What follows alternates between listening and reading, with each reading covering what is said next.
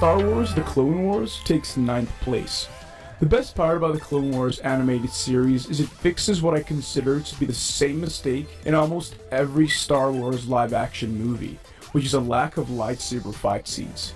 Yes, Star Wars has political influences, and if done well can be interesting in a sci-fi setting, but the majority of viewers enjoy the franchise for flashy fight scenes with glowing swords, and force chokes and all the stuff like that.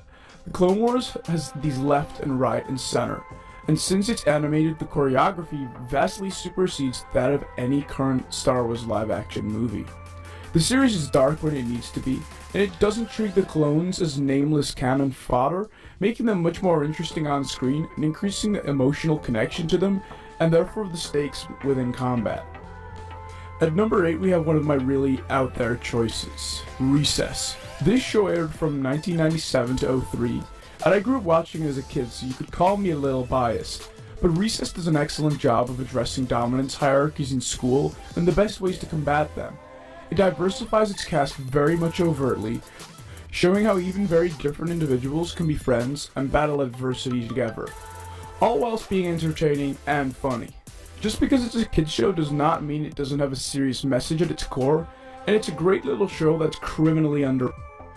At number 7 we have Teen Titans. This show is an absolute masterpiece. The characters go through real struggle, stay somewhat true to the source material, and they have actual plot twists, which is rare for what could be called a kid's superhero cartoon. There are dark undertones and betrayals where appropriate. Teen Titans has a strong, overarching storyline, and does a good job of avoiding the formulaic monster of the week problem that most live-action shows have. And on top of all this, the voice acting is phenomenal, and the casting for each role is excellent, notably Cyborg and Beast Boy. Here's an oldie but a goodie at number 6, X-Men the Animated Series. X-Men stays true to the comics in this animated series. It doesn't make poor creative decisions in its adaptations like the live-action films do. It handles the Days of Future Past and Dark Phoenix saga storylines elegantly and cleanly. X-Men is just shockingly well done, especially for a series from 1992, and gets overlooked when discussing superhero animated series from more well-known ones, constantly, but deserves a spot on this list. Switching it up, at number 5 we have Family Guy. It was a tough decision between Family Guy, American Dad, and South Park. But for every South Park episode that's great, there's 3 that are really poor. But Family Guy is consistently funny. It has current political commentary and always stays relevant to the year it's released in. It has some of the most hilarious moments that will make you choke on air and tear up laughing.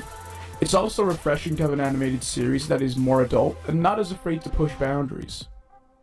At number 4 we have Batman the Animated Series. This show is iconic.